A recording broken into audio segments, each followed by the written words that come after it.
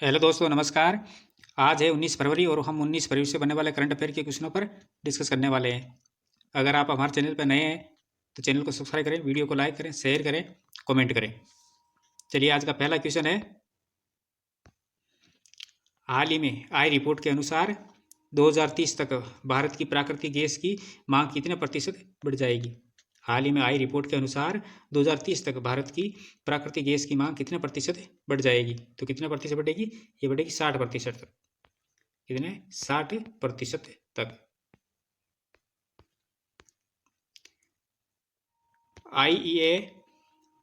IEA ने अपने विशेष प्रकाशन भारत गैस बाजार रिपोर्ट आउटलुक टू 2030 में कहा है कि शहरी गैस वितरण, औद्योगिक मांग और बिजली उत्पादन में मजबूत वृद्धि से प्रेरित होकर भारत की प्राकृतिक गैस की खपत 2030 तक लगभग 60% बढ़ने का अनुमान है।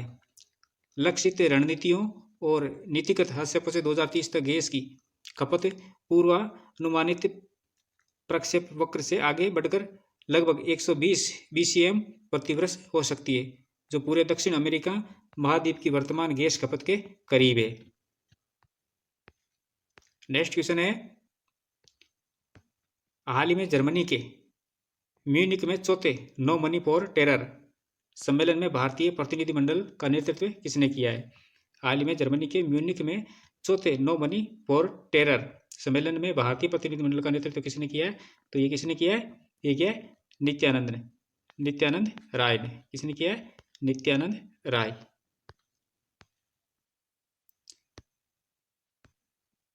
प्रधानमंत्री श्री नरेंद्र मोदी जी के नेतृत्व में भारत आतंकवाद के खिलाफ लड़ाई में वैश्विक समुदाय के साथ मजबूती से खड़ा है। केंद्रीय गृह राज्य मंत्री नित्यानंद राय ने 13 फरवरी 2025 को जर्मनी के म्यूनिक में आयोजित चौथे नो मनी फॉर टेरर सम्मेलन में भारतीय प्रतिनिधिमंडल का नेतृत्व किया था।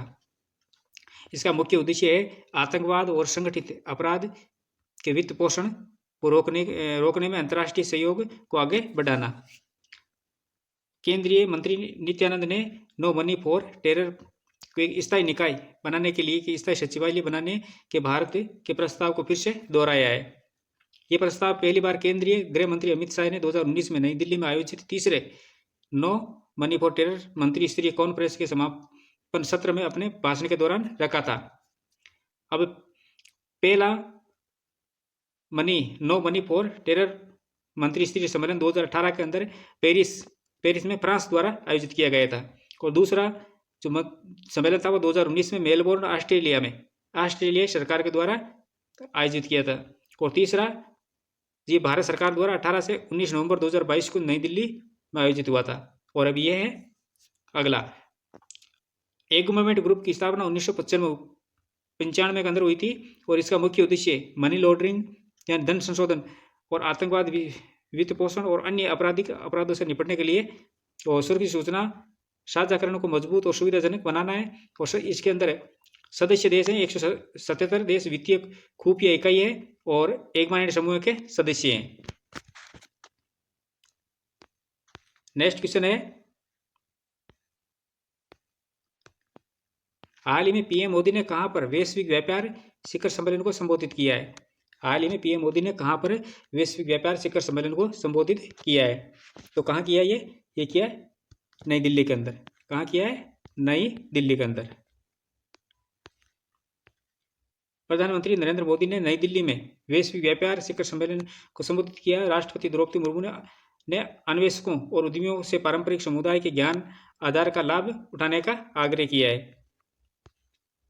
नेक्स्ट क्वेश्चन है, हाल ही में मेगा वैश्विक कार्यक्रम भारत टेक्स 2025 का आयोजन कहाँ किया जा रहा है। तो इसका कहाँ किया जा रहा है? ये भी नई दिल्ली के अंदर ही हो रहा है। कहाँ हो रहा है? नई दिल्ली के अंदर ही। भारत टेक्स 2025 एक जबरदस्त वैश्विक आयोजन है जो 14 से 17 फरवरी तक भारत मंडप में आयोजित किया गया। ये कच्चे माल से लेकर तैयार उत्पादों तक की संपूर्ण कपड़ा मूल्य श्रृंखला को एक स्थान पर लेकर आया है। भारत टेक्स 2025 में नीति निर्माताओं और वैश्विक CEO 5000 से अधिक प्रदर्शकों, 120 से अधिक देशों और 6000 अंतर्राष्ट्रीय खरीदारों और अन्य आगंतुकों के आने की उम्मीद है। और अंतर्राष्ट्रीय वस्त्र निर्माता संघ ITMF, अंतर्राष्ट्रीय कपास सलाहकार समिति और Euratex textile exchange, US fashion industries association सहित दुनिया भर के 25 से अधिक प्रमुख वैश्विक कपड़ा निकाय और संघ विभाग लेंगे इसके अंदर। नेक्स्ट क्वेश्चन है, हाल ही में किसने इंडोर पुरुषों की 3000 मीटर में हाल ही में किसने इंडोर पुरुषों की 3000 मीटर दौड़ में राष्ट्रीय रिकॉर्ड बनाया है? तो किसने बनाया ये बनाया गुलवीर सिंह ने। किसने बनाया? गुलवीर सिंह ने। गुलवीर सिंह ने इंडोर पुरुषों की 3000 मीटर दौड़ में राष्ट्रीय रिकॉर्ड बनाया और उन्होंने डेविड हेमरी आमंत्रण मीट में ये रिकॉर्ड तोड़ा है। किसका रिकॉर्ड तोड़ा है? डेविड हेमरी आमंत्रण मीट में यह रिकॉर्ड तोड़ा। इस दौरान गुलवीर ने 17 साल पुराना राष्ट्रीय रिकॉर्ड तोड़ा है और पुरुषों के 3000 मीटर मल्टीपल चेज का विश्व रिकॉर्ड इथियोपिया के लामेसा गिरमा के पास है। किसके पास है? इथियोपिया के लामेसा गिरमा के पास। उन्होंने जून 2023 में 7:52.11 का समय बनाया था। अमेरिकी ग्रांट फिशर ने न्यूयॉर्क में मिलरोज खेलों ने इंडोर 3000 मीटर रिकॉर्ड तोड़ा था और उन्होंने 7 मिनट 22.91 सेकंड का समय लिया था। इस समय से पहले इथियोपिया के लेमसो गिरमा का रिकॉर्ड 7:23.81 था। कितना था? 7:23.81। नेक्स्ट क्वेश्चन है, हाल ही में किस राज्य सरकार ने तेजाब हमले के पीड़ितों को 10,000 रुपये मासिक देने की घोषणा की है? हाल ही में किस राज्य सरकार ने तेजाब हमले से पीड़ितों को 10,000 रुपये मासिक देने की घोषणा की है? तो किसने की है? देखिए, पंजाब सरकार ने। किसने की है? पंजाब सरकार ने। पंजाब सरकार ने तेजाब हमले से पीड़ितों को मासिक वित्तीय सहायता 8,000 रुपये से बढ़ाकर 10,000 रुपये कर दी है। मुख्यमंत्री की अध्यक्षता में हुई मंत्रिपरिषद की बैठक में निर्णय लिया गया। वहीं इस योजना का नाम बदलकर अब पंजाब तेजाब पीड़ितों को वित्तीय सहायता योजना 2024 कर दिया है।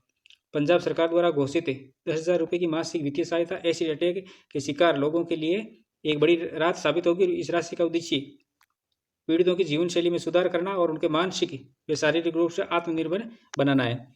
सरकार का मानना है कि इस कदम से एसिड अटैक के पीड़ितों को उम्मीद और आत्मविश्वास मिलेगा, जिससे वे अपनी जिंदगी को नए तरीके से जीने के लिए प्रेरित होंगे। ये योजना 20 जून 2017 को पंजाब राज्य द्वारा शुरू की गई थी, जिसमें एसिड अटैक के शिकार महिलाओं को 8,000 रुपये प्रति माह की वित्तीय सहायता प्रदान की जाती थी। अब इसे बढ़ाकर 10,000 रुपये कर दिया गया है।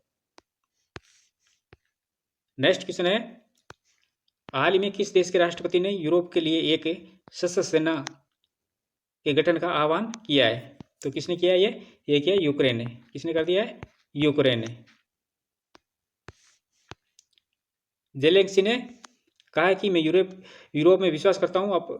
मैं आपसे अपने लिए, अपने देशों के लिए, अपने घरों, अपने बच्चों और हमारे साझा भविष्य के लिए एक साथ काम करने का आग्रह करता हूं। यूक्रेन के राष्ट्रपति ने कहा कि हम अपनी ताकत पर भरोसा करने की जरूरत है ताकि दूसरे लोग यूरोपीय शक्ति का सम्मान करें।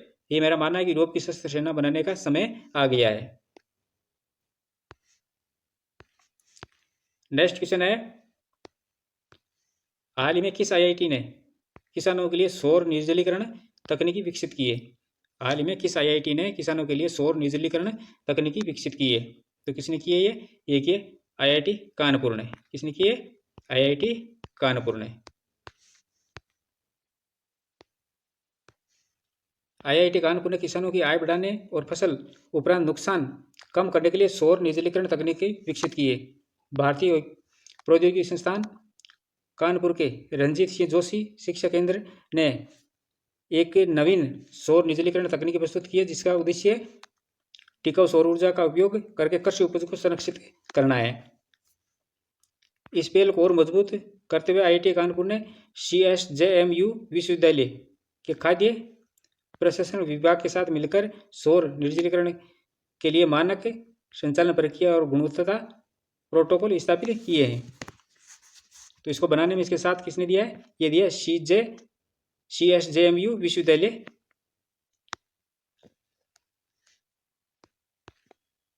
नेक्स्ट क्वेश्चन है, हाल ही में 2025 की सबसे अधिक कमाई करने वाले एथलीटों की सूची में कौन शीर्ष पर है? 2025 में सबसे अधिक कमाई करने वाले एथलीटों की सूची में कौन शीर्ष पर है? तो कौन है? यह है क्रिस्टियानो रोनाल्डो। कौन है? Cristiano Ronaldo. क्रिस्टियानो रोनाल्डो ने एक बार फिर खेलों की दुनिया में अपना दबदबा साबित करते हुए 2025 की सबसे ज्यादा कमाई करने वाले एथलीटों की सूची में शीर्ष स्थान प्राप्त की है। क्रिस्टियानो रोनाल्डो $285 मिलियन, और इनसे नीचे है जॉन रहम जो $218 मिलियन, और लियोनेल मेसी $135 मिलियन, और लेब्रॉन जेम्स $128 मिलियन, नेमोर $110 मिलियन है, और स्टीफन करी $105.8 मिलियन है। करीम बेंजेमा $104 मिलियन है, और गियानिस एंटेटोकुंम्पो यह है $93.8 मिलियन, और किलियन एम्बाप्पे ये $90 मिलियन, और जेरेफ गॉड ये $85.6 मिलियन है। नेक्स्ट क्वेश्चन है, हाल ही में अंतर्राष्ट्रीय बाल कैंसर दिवस कब मनाया गया? हाल ही में अंतर्राष्ट्रीय बाल कैंसर दिवस कब मनाया गया? तो कब मनाया गया? ये मनाया गया 15 फरवरी को। कब मनाया गया? 15 फरवरी को।